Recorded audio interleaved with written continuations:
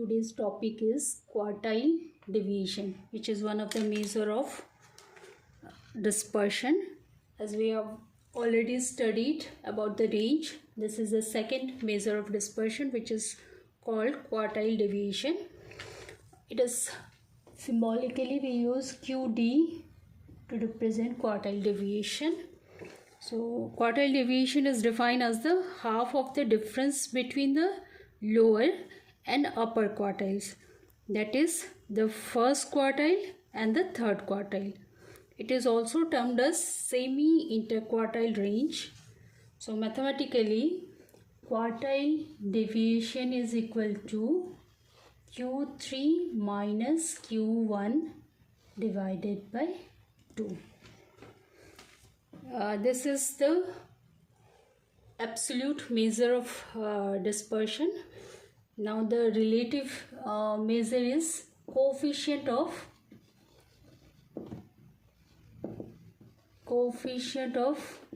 quartile deviation, which the formula is Q3 minus Q1 divided by Q3 plus Q1. This is the simple to calculate and easy to understand. It can be computed in case of open-end distribution also, because for quartile we need only the quartile class. Okay, it can be computed even if the distribution has unequal class interval, because we need only the quartile class length, so it doesn't matter if the classes are unequal.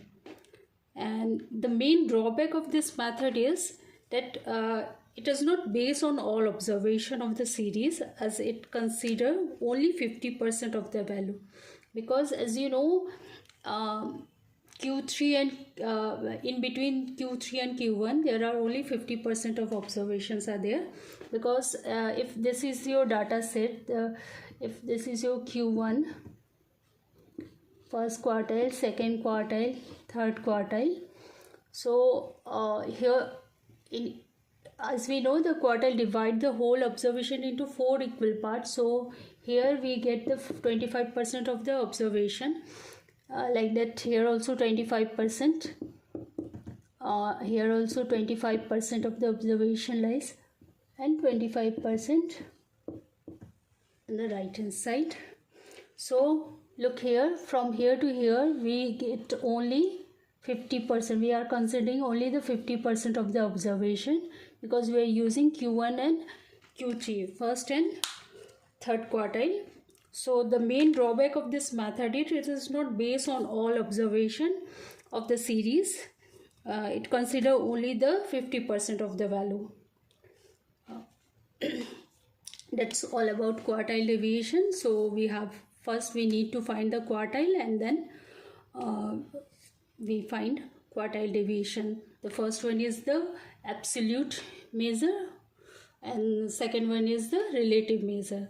As we know, relative measure are used to compare between two different set of data. If the two different set of data are of different units, this is more relevant coefficient of quartile deviation. Thank you.